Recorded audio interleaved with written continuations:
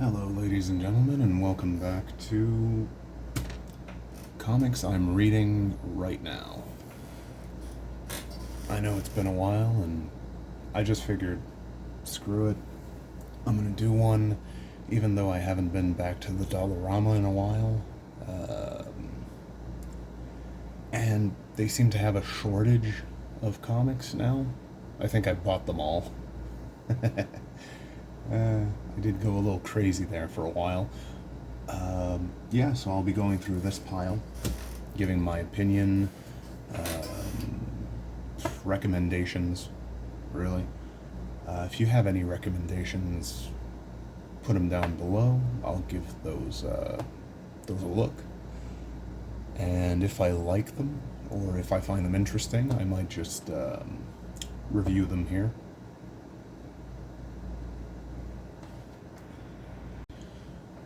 Stick around toward the end of the video, and I will do a showcase of my newly finished Warhammer army. It's not really a big army, it's just orcs. About 1,000 points of orcs, give or take. Alright, so first off, here we go. Harrow County. Oops. That was weird. Harrow County. Now, the art in this is actually pretty cool. It's very simple art, but it also does its job. Like, it does the job of showing you exactly what it wants to, and evoking exactly what it wants to in its reader. Now, where Harrow County shines, I got the first omnibus. My wife actually bought me the first collection, which collects number 1 to 4. This one is number 1 to 16. Like, I loved it so much that I went for the first omnibus as soon as I could. Because where this book shines is the story. The story is incredible. The writing is tight, it's awesome, it has very good ideas. And also, not to spoil anything for anyone, I'm not going to go into specifics, but what happens in stories, I find usually, is that it introduces a bad guy, or whatever, the antagonist, whatever it may be, like a supervillain or just someone to be an opposing force.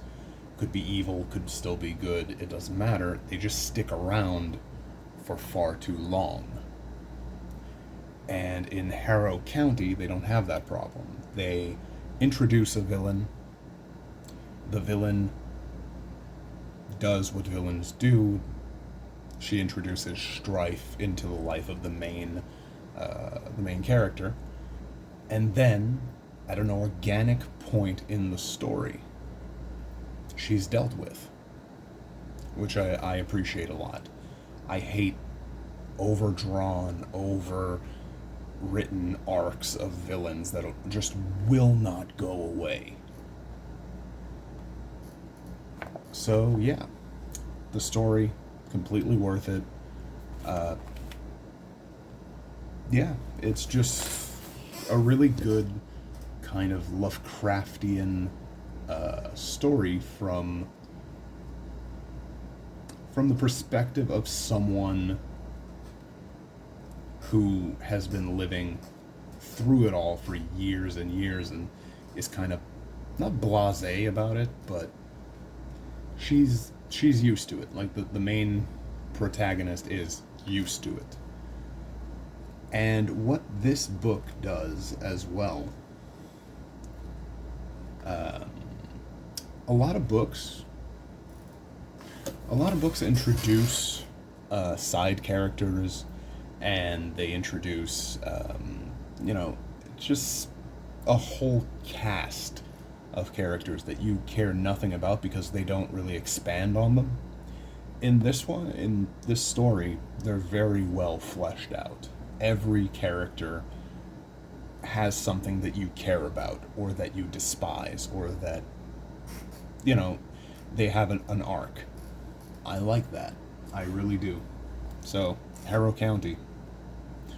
Exceptional book. Very much recommended. Next comes a blast from my childhood, actually. I found this in a bargain bin at a comic book shop I've never been to in Montreal. Yeah, The Max, which was a cartoon that I used to watch religiously when I was little. It either played before or after. I'm not sure if anyone remembers a cartoon called The Head. It's about this guy, this normal, everyday guy that gets an alien stuck in his head. And whenever he's in danger, or whatever happens, the alien rips out of his head and fights whatever's attacking him. And his head just grows massive. I'll put it up on the screen if I find a good picture of it. But anyways, The Max is such a good story. Its art is, I mean, it's good art. I'm not gonna say, oh my god, this art is amazing. No, it's solidly drawn, and the story is entertaining.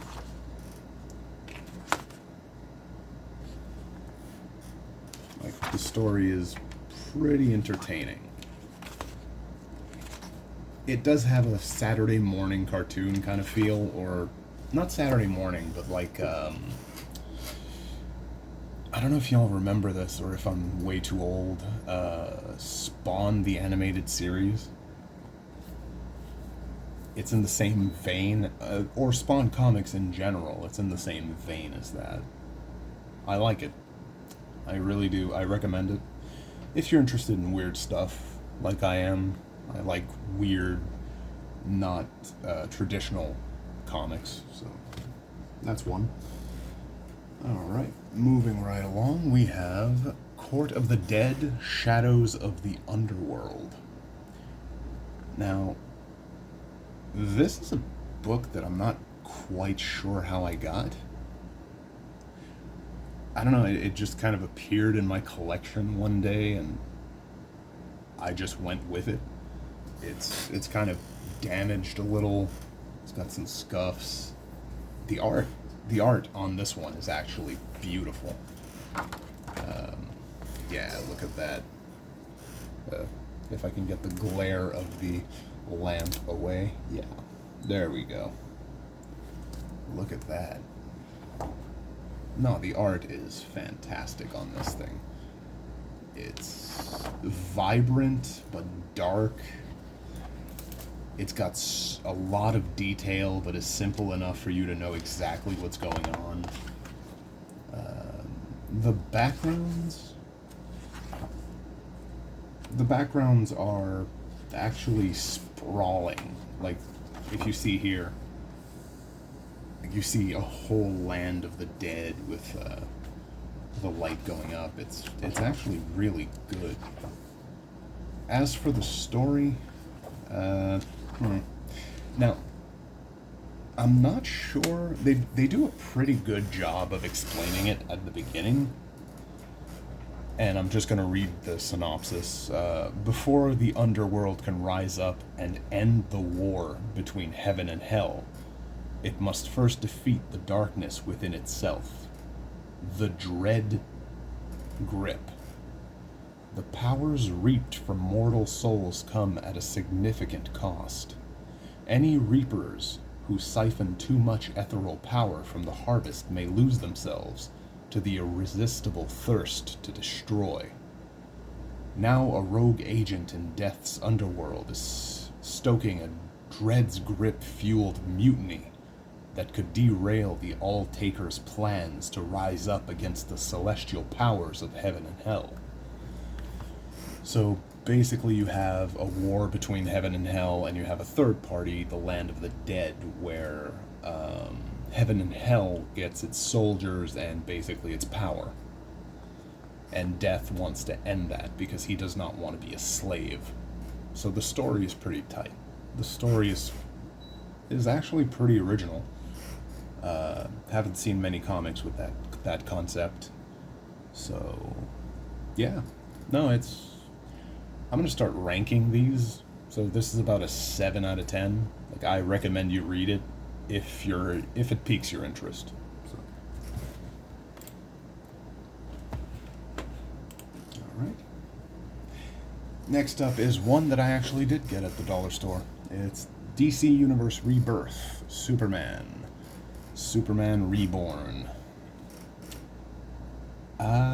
Haven't gotten too far into this one. Harrow County caught my eye while I was reading it, so I kind of put it away. From what I did read, it seems like an interesting concept. One, albeit that we've seen before, there are, 2 versions of Superman, and then, well, from what I see, there's Superman here, but there's also Clark Kent that appears where Superman isn't. So there are 2 Supermen.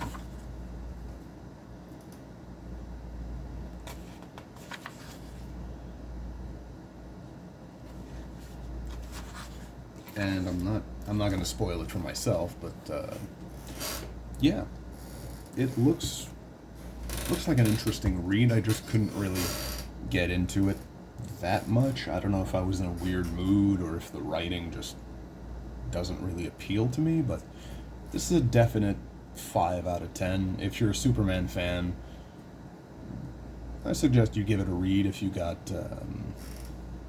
if you're having a dry spell in things to read. Next one is Superman, Earth 1, Volume 2. Now, I don't own Earth 1, Volume 1, but I have read it. I've read it before. It got destroyed sometime when I moved at one point. I have a whole box of old comics that got completely water damaged. I still don't talk to the person that did it to this day, because I had comics in there worth some legitimate money. And I hate that person for that. I really hate that person for that. But anyways, yeah, it's just your typical, Earth 1 shenanigans. It's the story of Superman when he was, the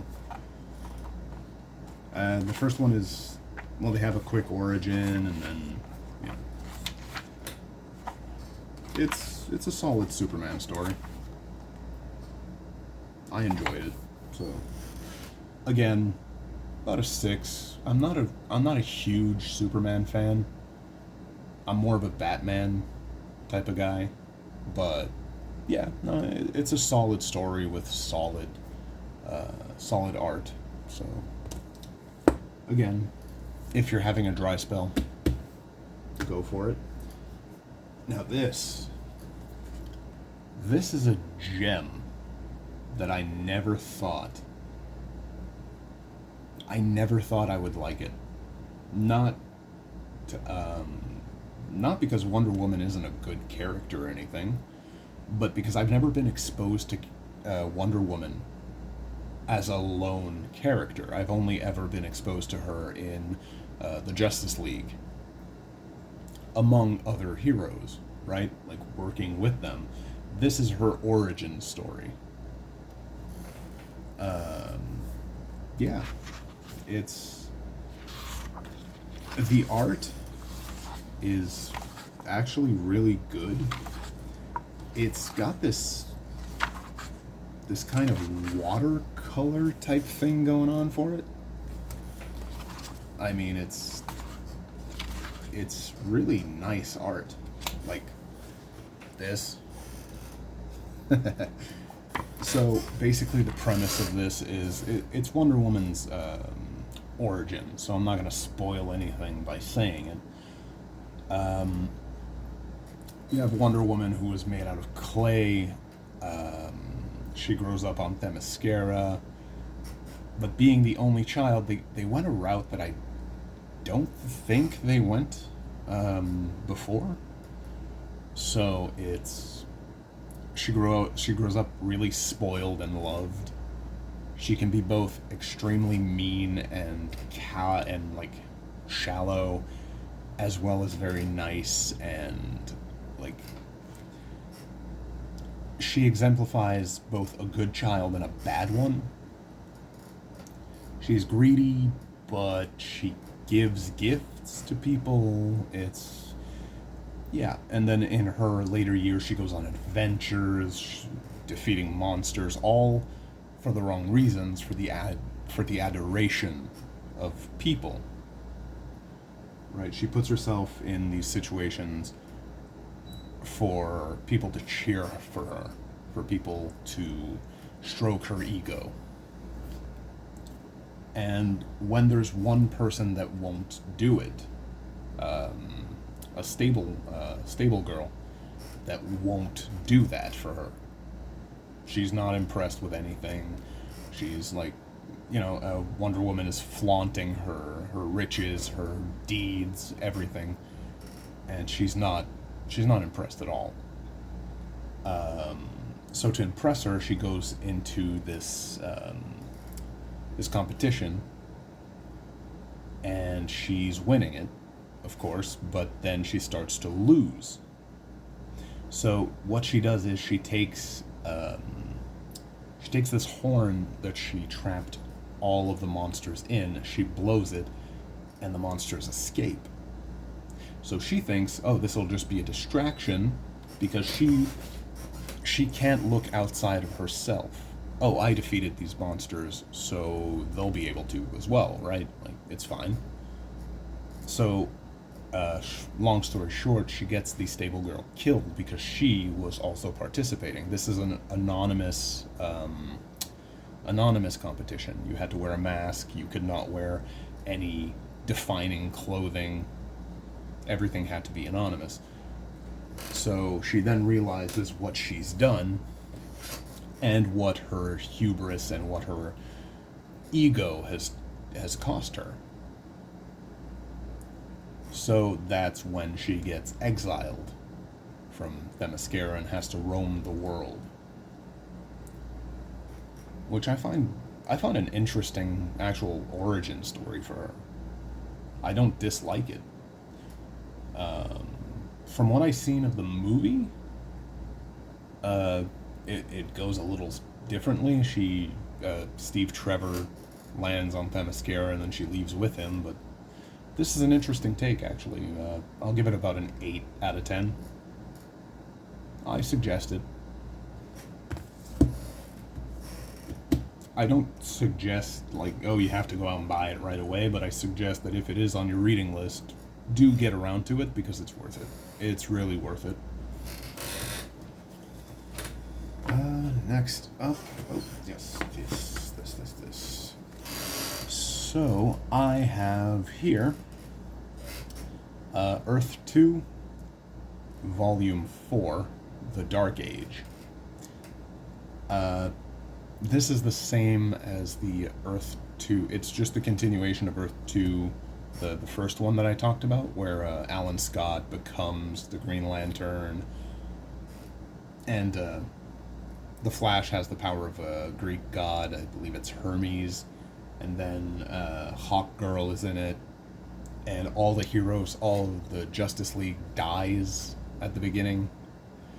This is the return of Superman under Darkseid's control, which is really, really cool. I really like that concept, and it's just a solid book. It is the New 52, which I'm surprised that I like it, because I usually don't like the New 52 stuff, but, the world will surprise you. Yeah. So, here we go. Here we have copies 1 and 2 of DC Rebirth Justice League. I have not gotten around to these yet. They're on my list, definitely, because Lobo is front and center on it, and he's part of the Justice League.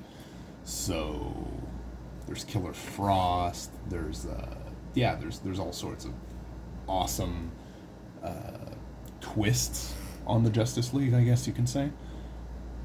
So yeah, I just wanted to show this because I got this at the dollar store. Like, I got this at the Dollarama, both of them, it blows my mind that this stuff is at the Dollarama. Like, this stuff retails for like $20 a pop. I got it for $4, which is awesome. Always love getting a good value on comics.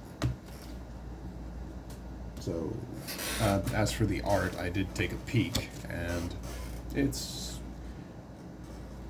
it's bloody, as to be expected from Lobo.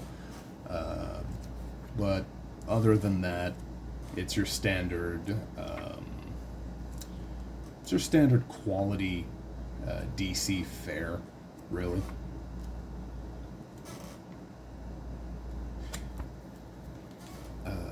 They pretty much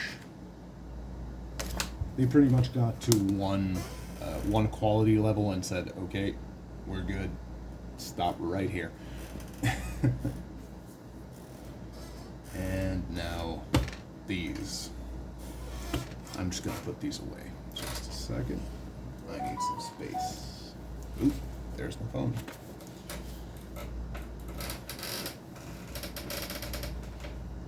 There we go. All right. So, here we go. So, these are Hellboy books. This is Conqueror Worm in Strange Places. I've been collecting these for quite a while. I got the first one 3 years ago, and then could not find the rest. My wife actually bought them for me, because she found them. And now the one that I have is no longer lonely on my shelf. I have volumes 1, 2, 3, 4, and 5. I believe I'm only missing number 6 and Hellboy Goes to Hell, which is in the same format, which is library edition. These are gorgeous. Like, this is embroidered in. This is not like a sticker or painted on. This is embroidered into the kind of felt cover. The picture is paper. Like, I mean, look at that. You open it, boom, you're hitting the face with greatness.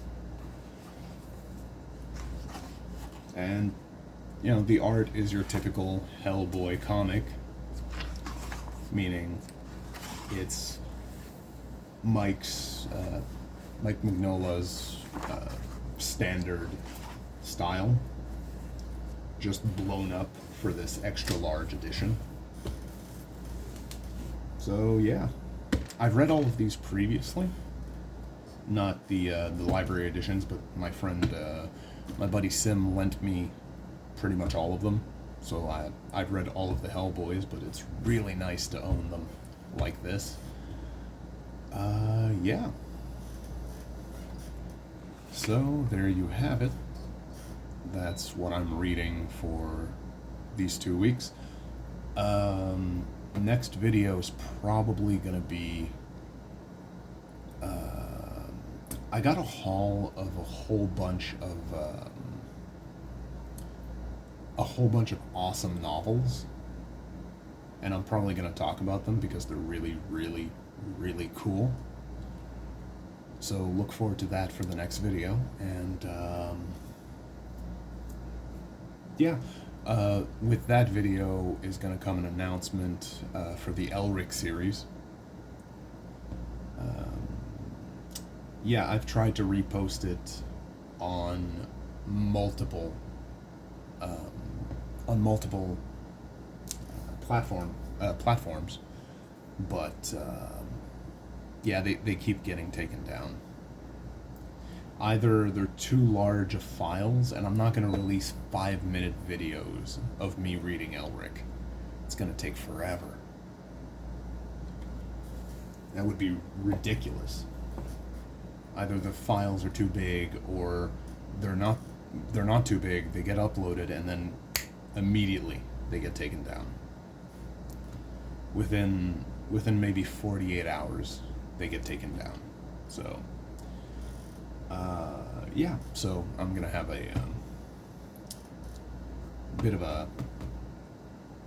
an announcement. Excuse me, got tongue-tied. Bit of an announcement for that. So yeah.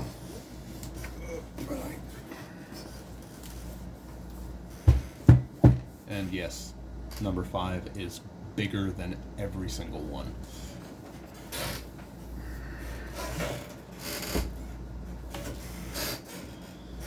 Alright. So, in no particular order, I guess. There we go. The Death Killer War Trike.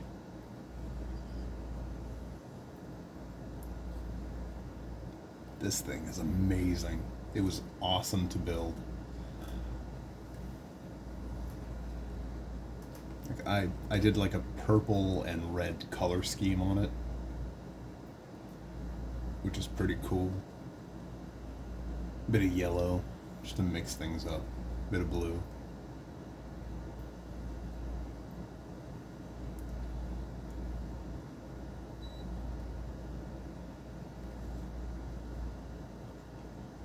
Really love this model.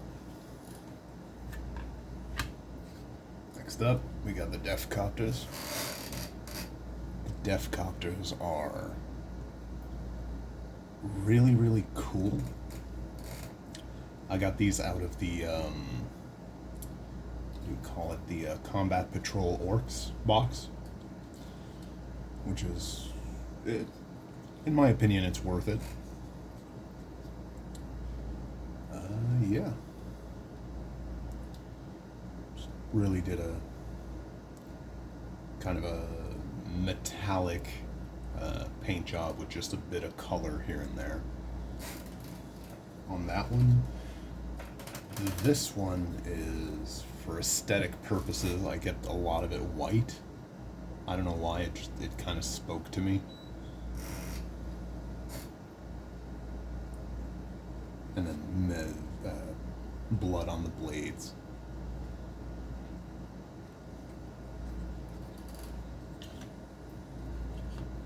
And this one I just straight up went for a Beetlejuice kind of aesthetic. No idea why, it seemed to fit.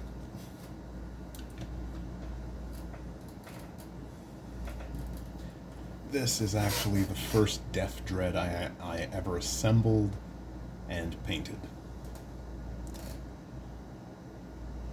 It's got it's got 2 Dread Saws and 2 Dread Claws, so.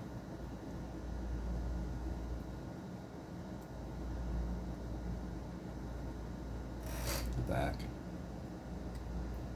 Yeah, it's kind of leaking a little bit of green fuel.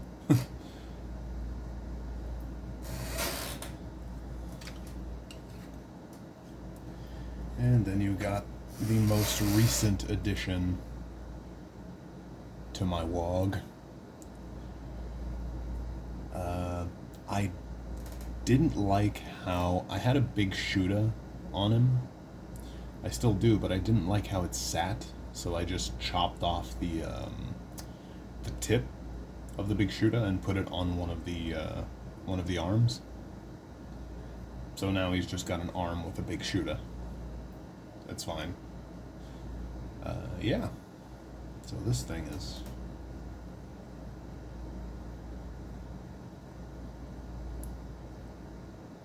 leaking all sorts of fuel. This guy got damaged. And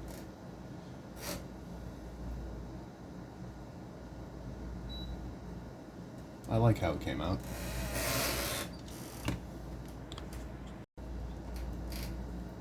Next up is my Warboss with Mega Armor.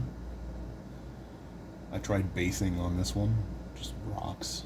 Just like he's standing in gravel, tainted red from all the Yumis he's crumped.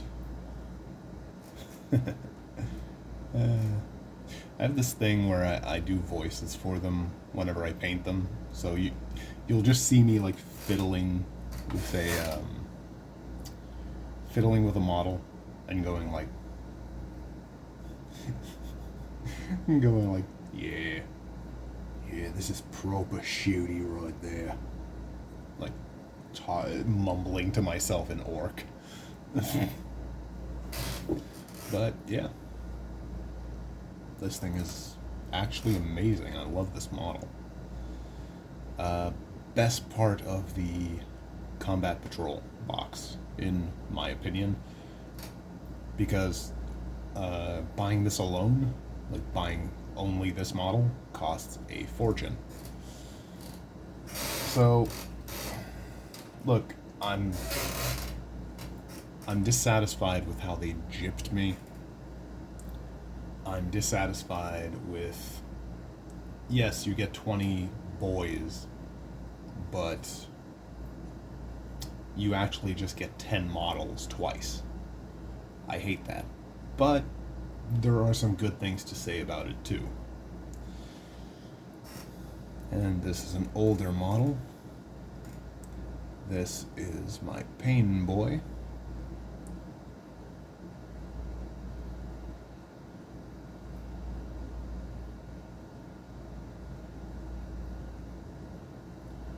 Who actually I should probably repaint a little bit. Oh well, I'll take care of that eventually.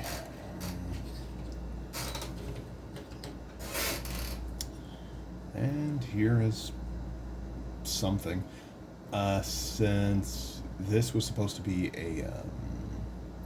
a boss knob, I used it as a boy with a choppa and a shooter.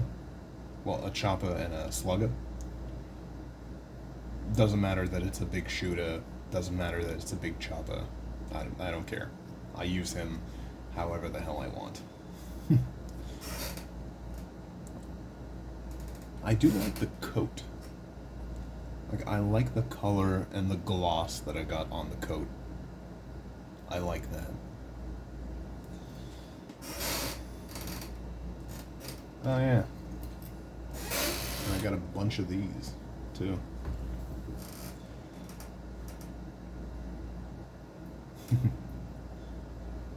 Oh. Uh-oh, his head is wobbly. I got it. Oh, shoot. Oh well, I got it. Well. Just have to glue it back, I guess. My son's been playing with it. Oh well. Alright, well, that does it for whatever this was, I guess. I just wanted to get a video out there and, you know, just kind of talk a bit, I guess. If anybody's interested, I also have an army of Death Guard. And an army of Ultramarines as well. So if anybody's interested in seeing them, comment down below. I'll see what I can do at the end of the next video. So yeah, look for the next video. There's going to be an announcement at the end. It's probably just going to be a model showcase or even maybe a battle report. Yeah. It really reminds me of my teen years playing with myself.